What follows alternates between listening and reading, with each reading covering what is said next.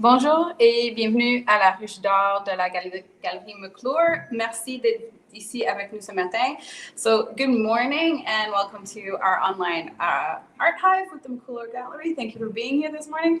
Je m'appelle Conseil, je suis un professeur ici à l'école d'art du Centre des arts visuels à Montréal, à Westmount. So my name is Christy. I am a teacher here at the Visual Arts Center in Montreal, Westmount.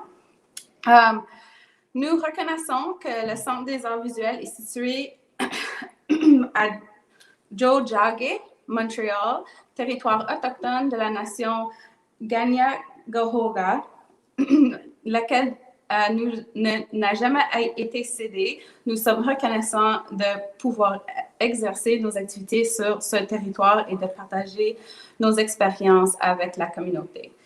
Tous les derniers samedis du mois, la Galerie McClure du Centre des arts visuels vous convie à sa ruche d'art en ligne depuis une année et qui sont toujours reliés à l'exposition en cours à la galerie.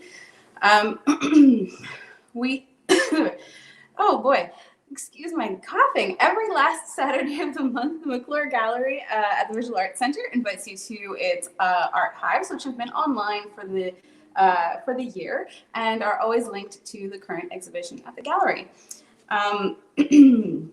Ce mois-ci, à la galerie, nous avons l'exposition 3 photographes montréalais plus du commissaire Robert Graham pour nous inspirer avec les œuvres de Tom Gibson, Donegan Cumming, Michel Campo, ainsi que des œuvres de Edward Muybridge, Miroslav Tichy et Martin Parr. So this month,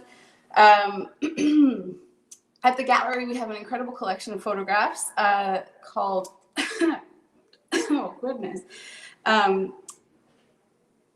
Trois photographes Montréalais plus. It's the Robert Graham collection, including works by Tom Gibson, Donegan Cumming, Michel Campo, as well as Edward Muybridge, Miroslav Tichy, and Martin Parr. During our time together, you can always add your questions to and comments to the Facebook live chat screen and in French or in English. Alors, au cours de l'heure qu'on passera ensemble, vous pouvez toujours ajouter des questions et commentaires pour moi dans la boîte chat box sur votre écran. Les questions peuvent être en anglais ou en français. The questions can be in French or English. All of the instruction, however, will be given in English. All right, so let's get started. So we are going to go analog today and talk about what it's like to create a device for photographs. So as you might be aware, the technology for photography has developed over a long period of time and has had many forms. But the fundamentals of what we know about the way that light works is really the basis for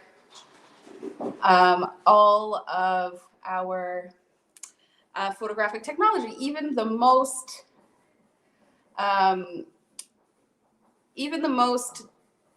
advanced digital technology is all based on the same technology.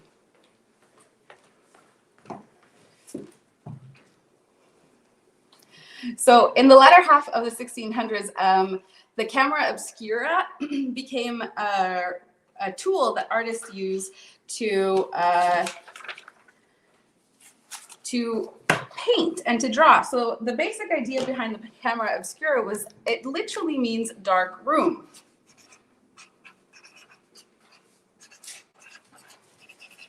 Camera is Italian for room. And the way that it would work is in a room,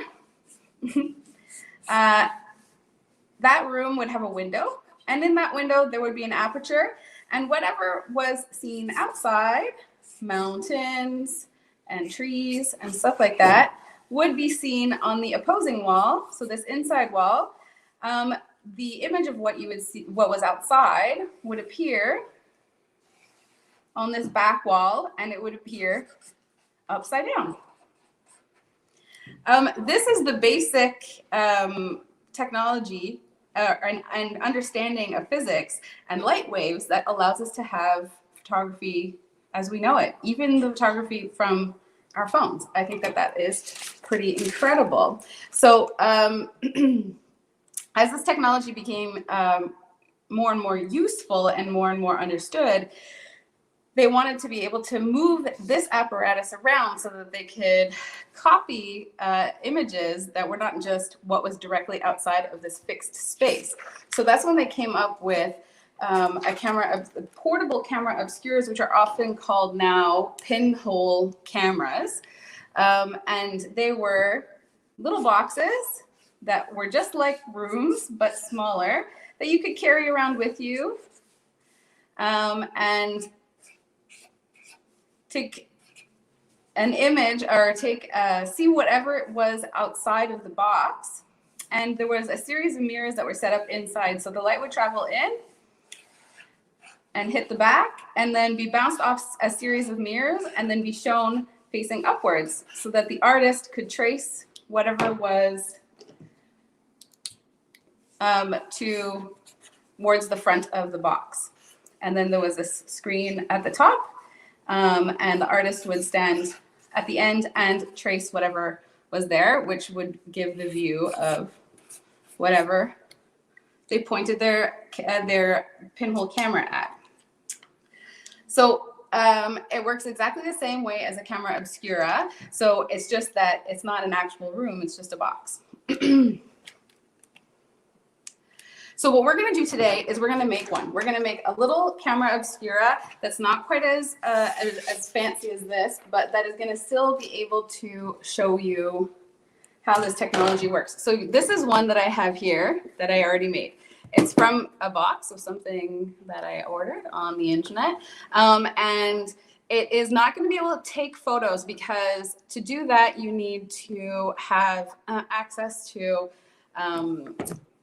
photo paper and to be able to develop it and stuff like that. So instead what we're going to do is we're going to create this viewing screen at the back, which will allow you to see whatever it is that you're pointing the camera at. So you can see this is the pinhole or the lens. So the trick is that I'm not going to be able to show you the results of this pinhole camera. I'm going to show you how to make one, but you are going to have to make one yourself if you want to see truly how it works.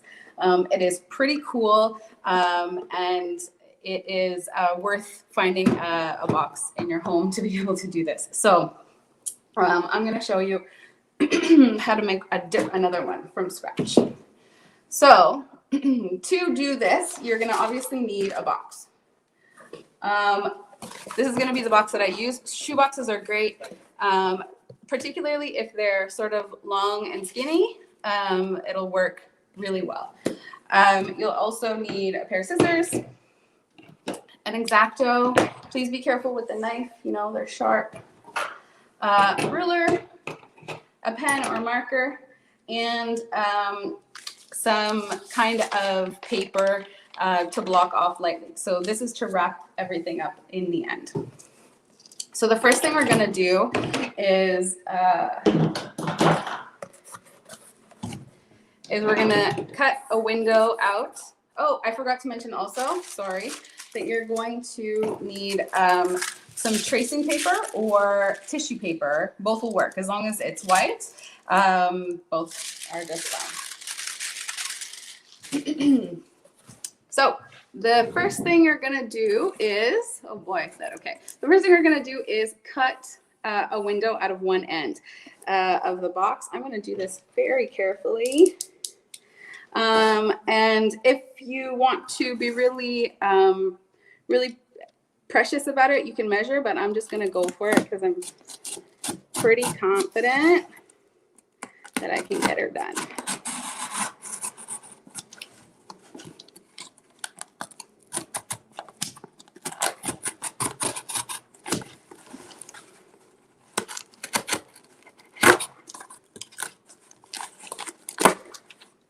Sometimes with cutting, you need more hands than you've got. Okay, there we go. My window is cut. And the next thing I'm going to do is I'm going to place my tissue paper or tracing paper in the window to make my screen. So I'm just going to, oh, this is, I'm going to cut this so that it is the right size.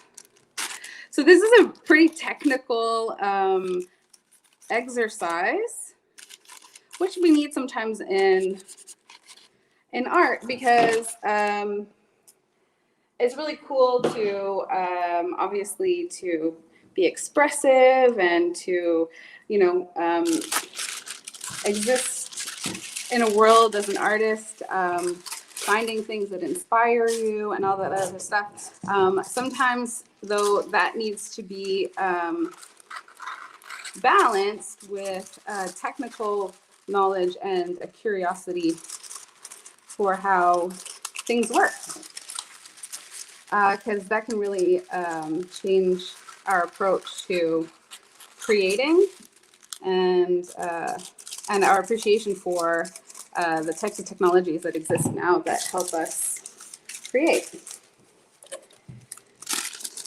All right, so this is going to get taped right there, nice and tight. Doesn't have to be taped on the inside. Uh-oh, I have that problem where I can't find the end of my tape. Does this happen to everybody? Such a problem. Oh, I found it. Okay. Okay.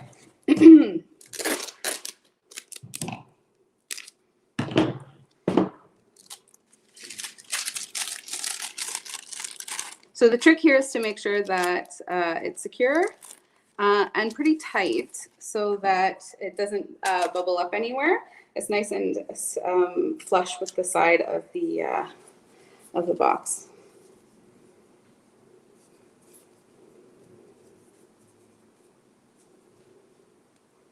Uh-oh, it happened again. I lost the end of my tape again. Oh boy.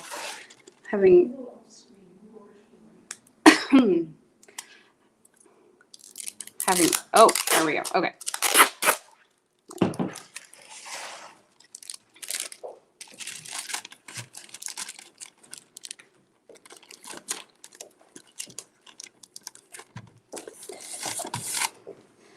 Okay, so you're gonna make sure that you are taped all the way around and that's nice and tight. Be really gentle with it because obviously the tissue paper especially, but the tracing paper as well is delicate. So you'll want to be gentle with it. So the next step is that we're actually gonna close this box up. And it's going to stay closed forever. So what we need to do once the box has been taped up is make sure that there are no light leaks in the box, because this can make the image that is being projected inside the box hard to see if there is light interfering with that process. So called a Camera Obscura for a reason. It's a dark room, so we have to make sure that the inside of this box is as dark as we can make it. If you were making a real pinhole camera, the best results come when you paint the entire inside of the box black. And flat black also. Okay, so there are still tons of light leaks in a box like this. It's gonna come in through every crack and hole in the box, which is why we have this, we have the craft paper. So we're gonna wrap this like a present, except not the end of the box with the window, because that window needs to still be viewed. So you can also do this with, if you have like black duct tape or something like that, will also work if you want. And it doesn't have to be beautiful because you're not actually wrapping a gift, but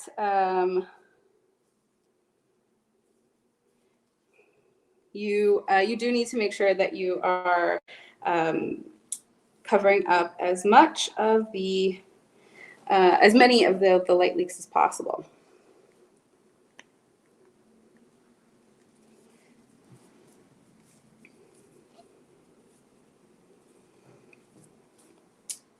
So this pinhole photography can be a very interesting way to learn about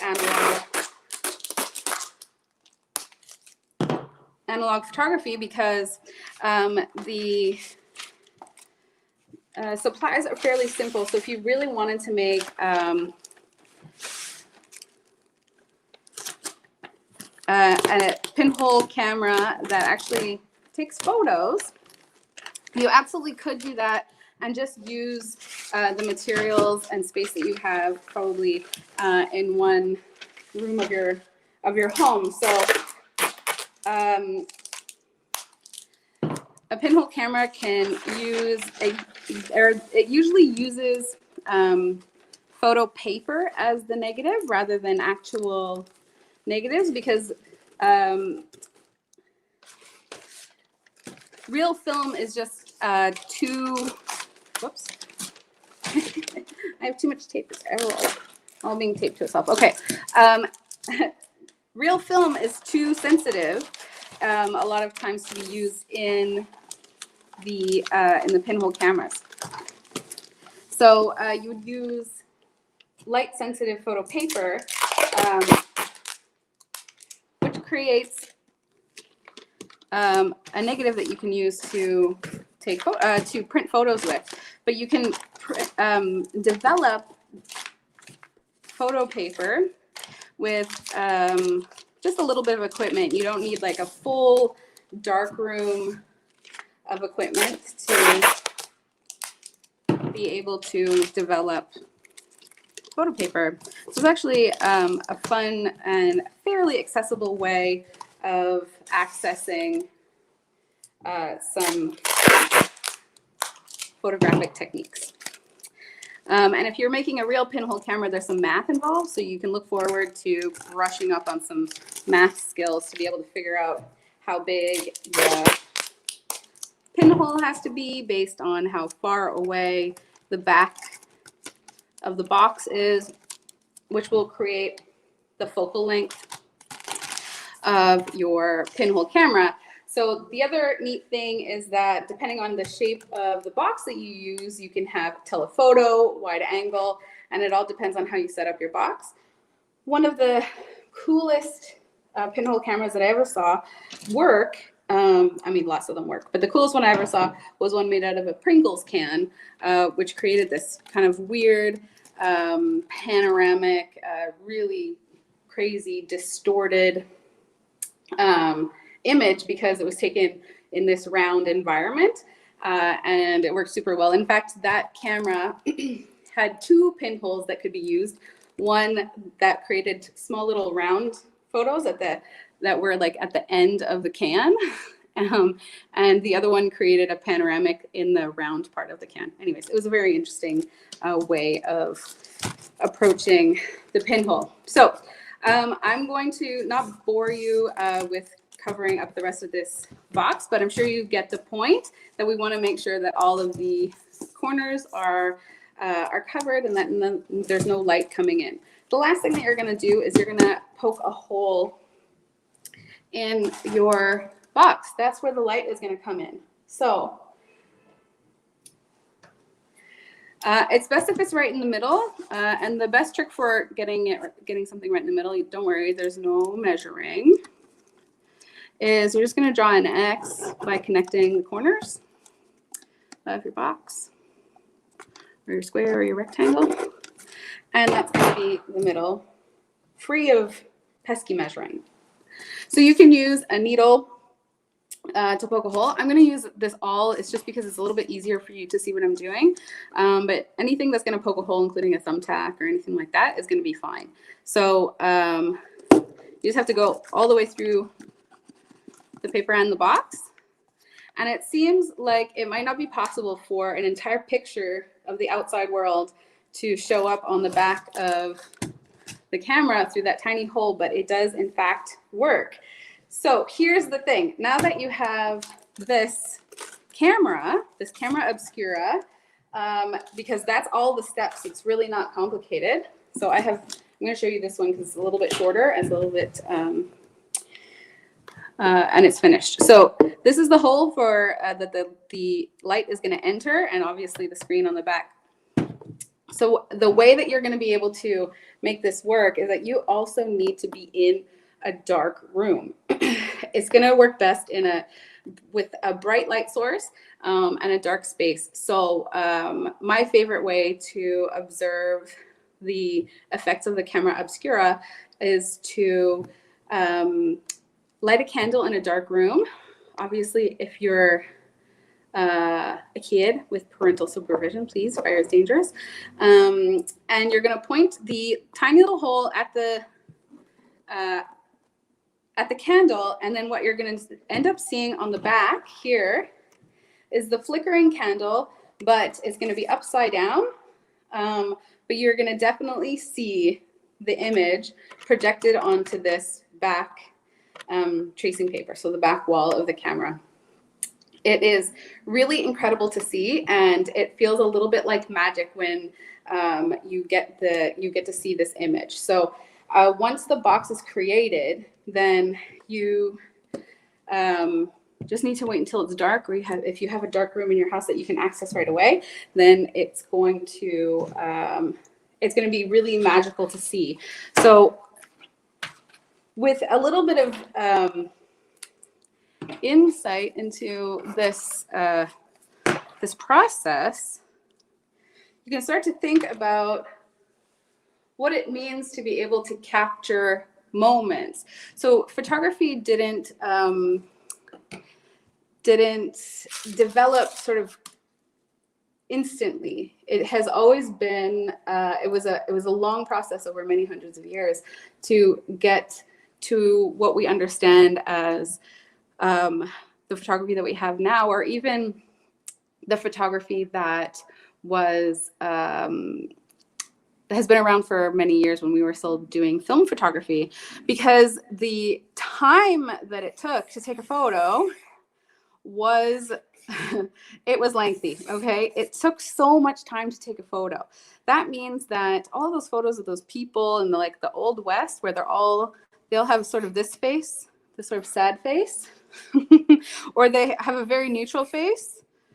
The reason for that is because actually it took so long to take the photo, there was no way for them to say cheese and to smile, because they couldn't stand there long enough with a smile on their face to make that work. If they did, then they would have ended up all blurry because the exposure time was so long. And this has a lot to do with the technology and the chemistry that was being explored at the time. So when you think about the journey that is photography, moving from a huge room and a window and seeing what was outside, inside, and then to a small room, basically is what we have here, and then simultaneously or indirectly maybe developing the chemistry to be able to record what we saw without actually having to draw it, which is what the camera was used for to begin with, is super interesting to think about. And the instantaneous and ubiquitous use of photography now is really thanks to many hundreds of years of thinkers and engineers and scientists and artists who were always looking for the best way to use technology to their favor. And yeah, that's sort of all I've got. It went a little bit faster than I was expecting. Barbara, is that okay? Yeah?